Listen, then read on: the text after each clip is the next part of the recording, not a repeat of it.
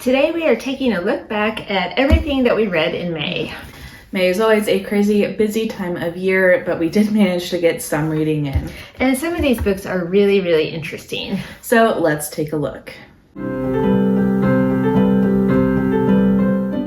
We're starting with our Catholic read-along book for the month of May, which was this one, Hypotheses About Mary by Vittorio Missori, Facts, Clues, and Enigmas.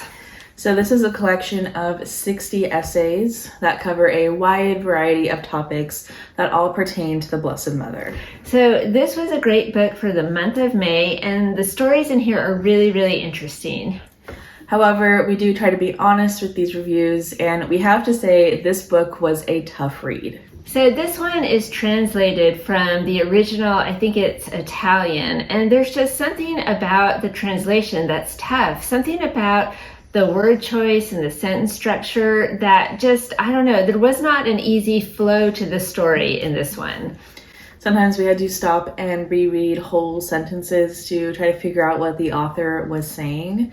So while the topic is very, very interesting, it does take some slow and careful reading. We did not get all the way through this book in the month of May, not even close. It is over 500 pages, but again, we're just going to have to go really slow. This will have to be read over an extended period, although it does have one of our favorite stories in it, the story of Father Alphonse Ratisbonne and the miraculous medal, so it definitely gets bonus points for that. So if you have read this book, let us know in the comments what you think. So our next book takes us from one extreme to another. It's this little book, The Life of Christ, The Visions of Blessed Veronica of Milan, which is a new publication from Tan Publishing, and this one is available in English for the first time ever. And we really loved this book.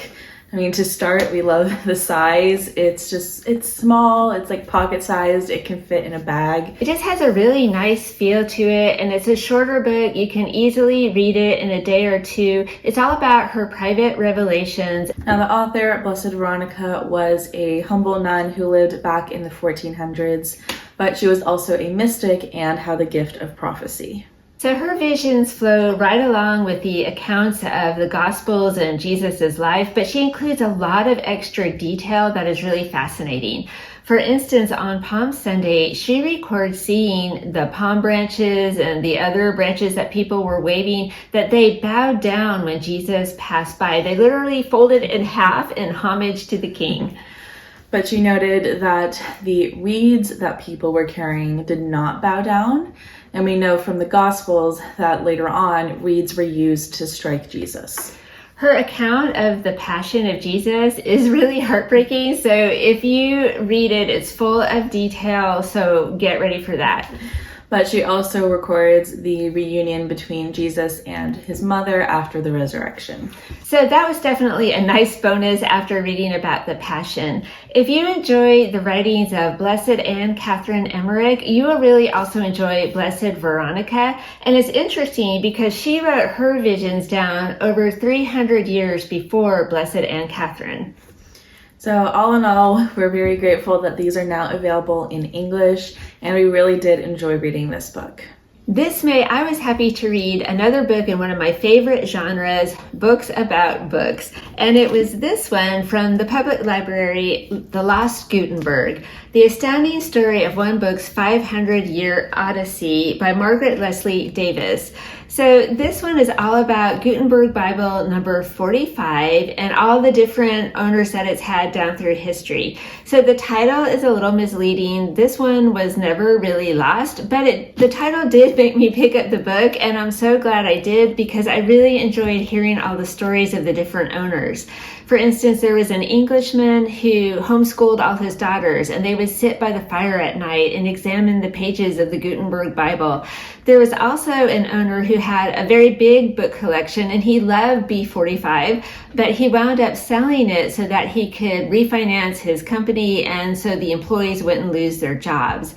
One of the last owners of B45 was a California woman named Estelle Doheny, who was an avid book collector in the 1930s and 40s. Her story was so very interesting. Her husband was involved in the Teapot Dome scandal back in the day, and book collecting helped kind of get her through that. There's also another section in this book that's really interesting about science and technology, different scans that were done of the book that help reveal more interesting information about how Gutenberg produced the Bibles.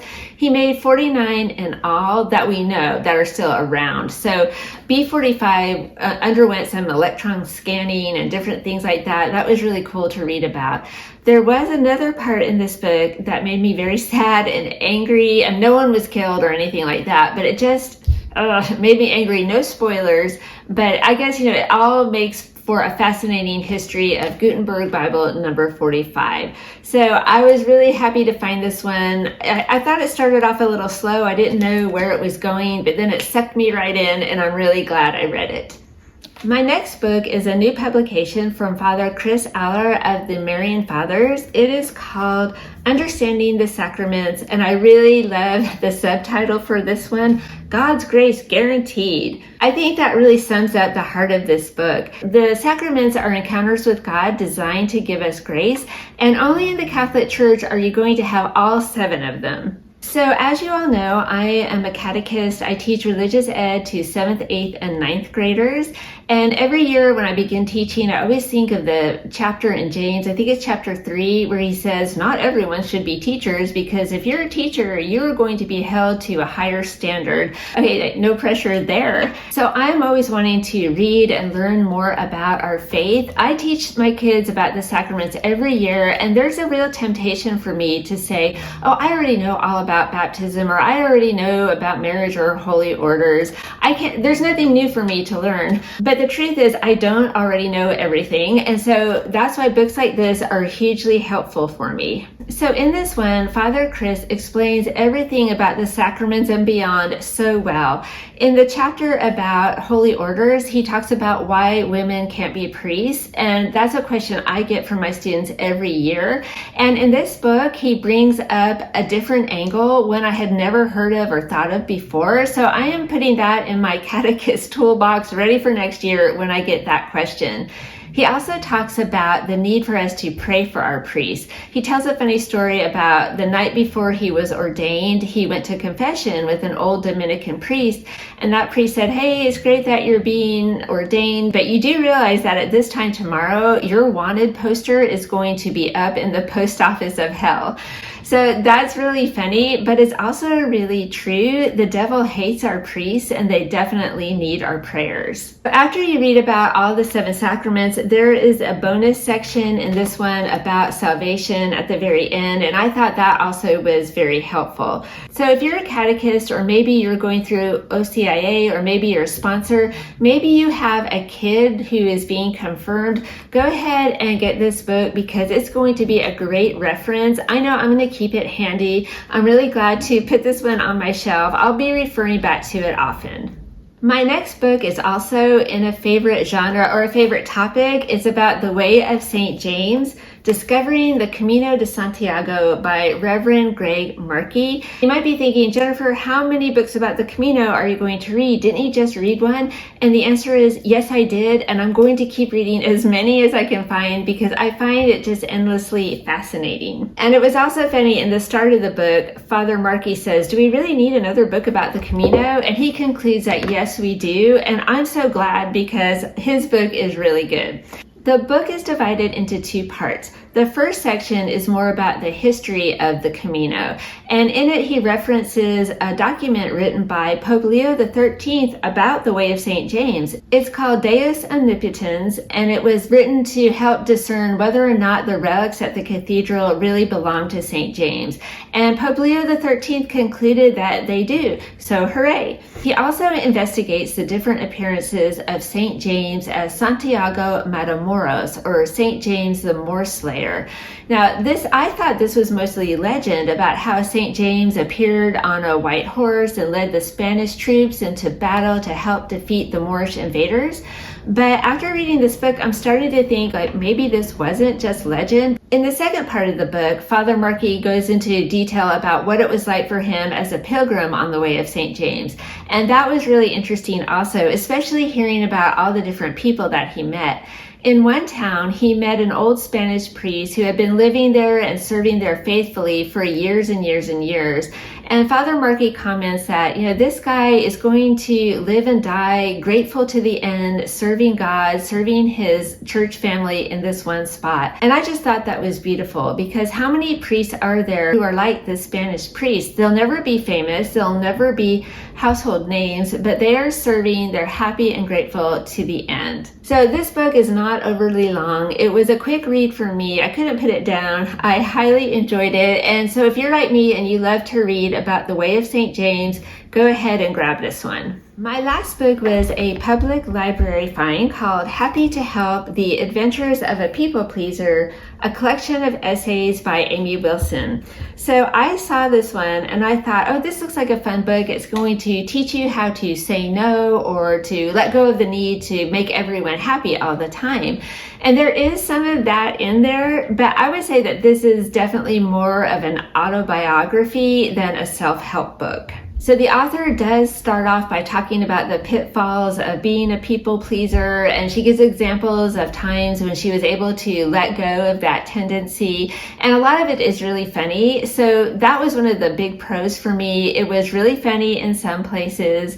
A lot of the stuff that she talks about I could identify with as a parent. Also some cons for me in this book. The first con was that there is some bad language in it. I mean, very, very little bad language, like 3 words throughout the whole book, so that's not much, but I'm really sensitive to that, so I'm making a note of it here.